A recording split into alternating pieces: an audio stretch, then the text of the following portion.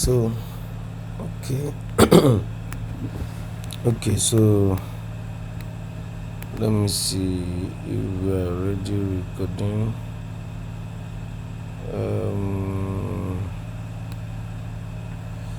So let me cancel this. Are we still recording? Okay, so this is what you are supposed to do. This is my modal, and then you can give your modal title here. Maybe you can say new post. You can say new post.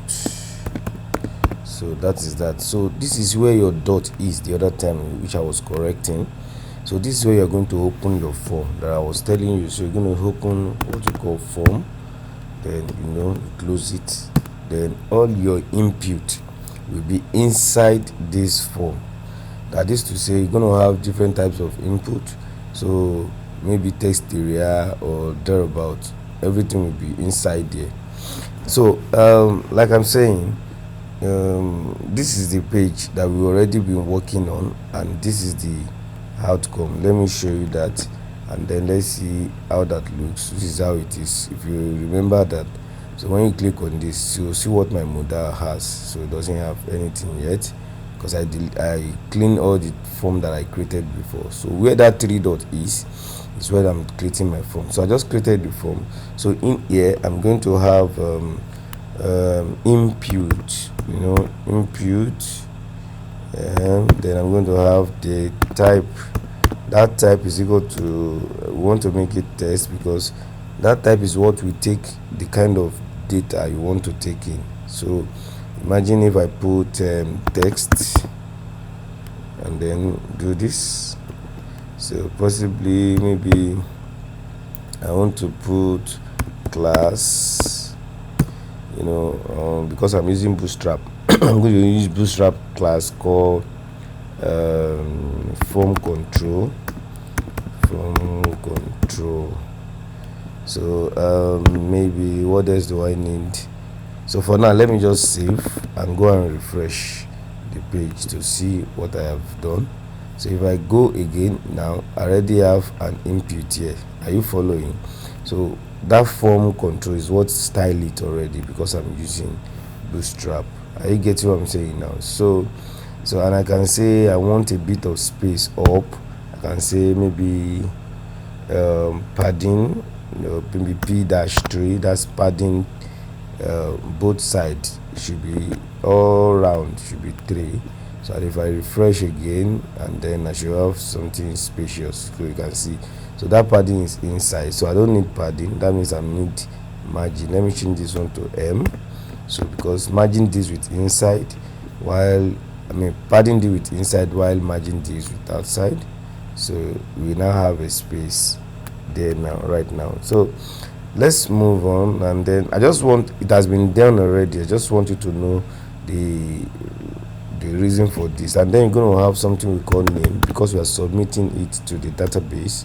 So we're going to have something we call name. So I'm going to call the name, maybe this name should be, we are posting maybe title.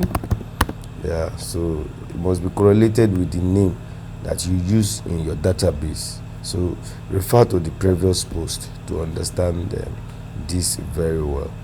So then after post, what do we have next in this place? Then we have maybe I've not done for image, I'm not doing image now. Then we have for body, we have for body. So the one I created before is this. After name, then we have text area, then we have for cover. So this is what I just did here. Okay, so let's work on what we are working on here. So it's very simple, you can style things yourself. I can easily just copy this again. Well, I don't need to copy it. Let me just say I want another text area.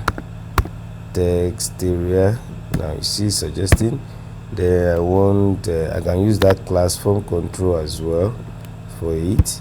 Then I want the row to be equals to maybe 3. 3 is okay. So that's the the height of that particular form. So I want the name to be, I think the name is body from the database we created. So I think the name is body. So after which I think for now I have to close it. So that test area is already closed. The next one is going to be, let me just say input. So no, I was talking about input before now. So if it is type hidden, that input will not show, but this time around we want to deal with file, that is to upload image. So I'm going to call the name, I don't remember what I called the name. Let me check the migration, database migration here. So I want to see what I call the blog. So I call it cover here. So I can easily just call it cover here. Then I want to use that class form control as well. So it's going to almost let me style it, and then everything will then look set. So what I need next before it's closed is the button. So I can say button. So then I want the class to be maybe btm primary. That class will make it blue. If you want it red, you choose danger. I think I've taught you bootstrap to a reasonable extent, so that shouldn't be a problem. So I want the type to be submit, submit. Yeah, so this one doesn't need to have name. So that's that. Type submit. So it's going to be like that. So I'm going to write submit here. So now if we click submit, now we don't know where it's going, so I can save. Let me preview it. So I refresh, then I check. So when I check, this is what I have, but then everything looked too jam-packed, nothing. So I want to a bit style it in my own way. So there's a whole lot of ways that you can do that. So I can decide to say, okay, in all of these things too, I want some kind of margin.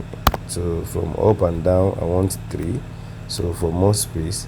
And as well for this button, okay, for this test area as well, I want some kind of margin -3.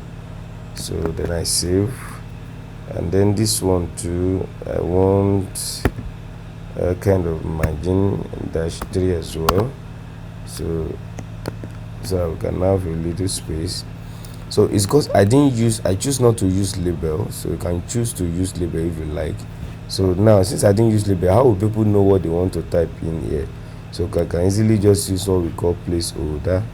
So you can say placeholder. So then I'll just type I can just say type, okay, please enter your title here. So then I can just copy it and put it here again and say enter your body. I didn't type that very well. So your body here, understand? So yeah, I can use placeholder in the input type file. So let me save and see. So when I refresh now, so what we have next is this. So can you see?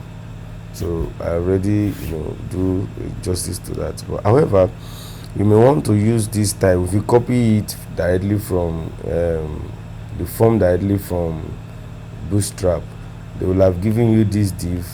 Now they have two margin bottom, that's MB3, done all of this kind of thing already. So what I will now do next for you to understand what I'm saying here is that in this form we have to tell this form some few things. So one of the things is that action. That action tells us where do we want this form to go when we submit it. Where do we want it to go? So we'll have created a route.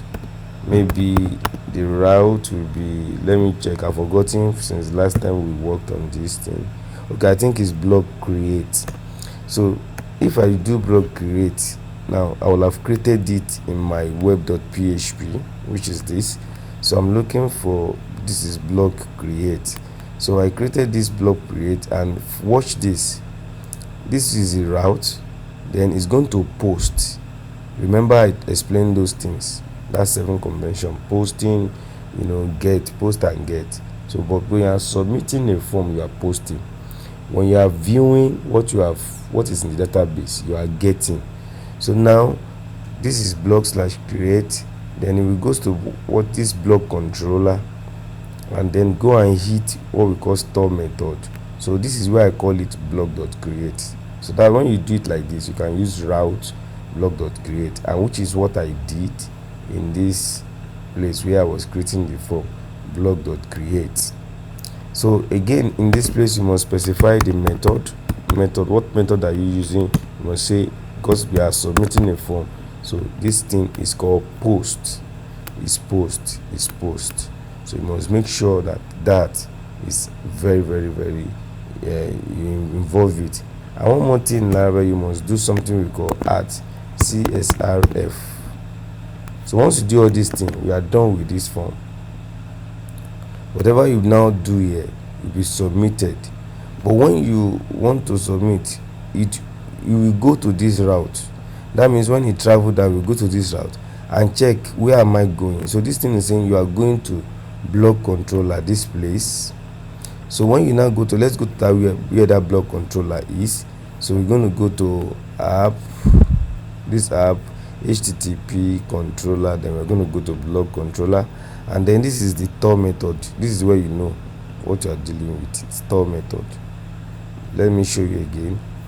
This thing will go when they click on that, when they click on this thing in that form, they submit it.